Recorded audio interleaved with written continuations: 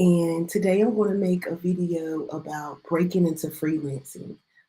Um, so don't mind me if I'm looking this way because for the first time I'm streaming on four different platforms at once. So let's see how this goes today. So first I want to kind of share a quick story of mine of how I transitioned into freelancing. I actually transitioned into freelancing right out of law school. I decided that I wanted to practice immigration law, work for myself, and be remote, but not necessarily have a traditional law firm. I was very delulu.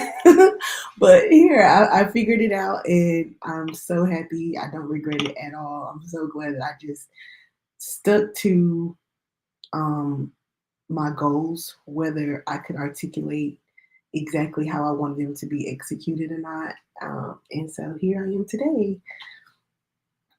So instead of necessarily starting at a law firm and then going into freelancing, I, as with an attorney, as an attorney, I did work in a few law firms as like a legal intern or a paralegal or intern.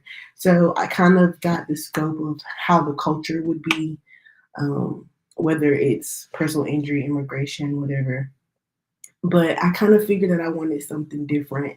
And so that just kind of made me start researching more avenues to where I can present my skills as an attorney still, because I just graduated, I just passed the bar. Of course, I wanted to be an attorney. I just didn't know how I wanted to execute my goals. And also, I would just like to clarify whether you want to be if you want to become a freelance attorney, the transition can be, I won't say seamless, but it can be very easy.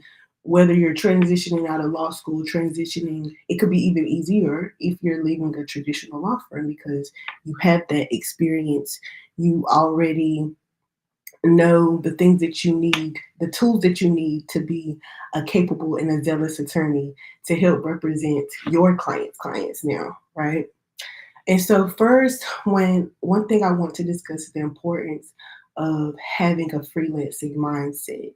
So it was very hard for me to transition into being to having the mindset of being an employee and being having a mindset of being a business owner.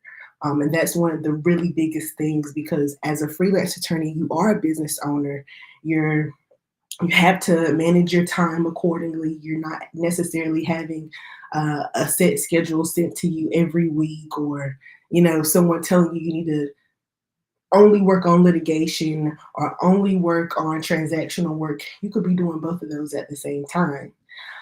So some of the important things in terms of curating a mindset for freelancing is time management, adaptability, and your business structure. And I think that's one thing that I really don't hear about how important it is to set up a business structure for freelancing because even though you're contracting your work out, your services, you're going to be making more than $600. So you're going to have to file some taxes on what you're earning.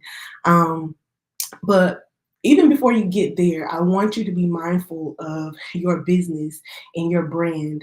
Start with an email, start with a phone or a virtual office. And so that way, when you do form your PLLC, because you'll be a professional as an attorney, as a freelance attorney, it's required, depending on your state, to have either an LLC or a PLLC. Um, and then also too with your finances, it's very important on determining how you're going to distribute your finances within your company. Are you paying yourself only? Are you hiring a social media manager? And that's gonna be very important when you go to the bank and asking for your bank account and perhaps a credit card and your name is establishing your freelance business. Um, so I also want to talk about finding your ideal client. So I want to express the importance of having a niche.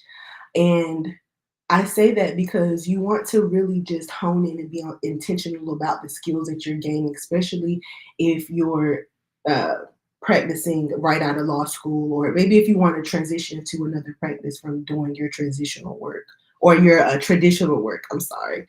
And that will be easy for you to target that audience and target those attorneys that have those specific needs that you can fulfill for them.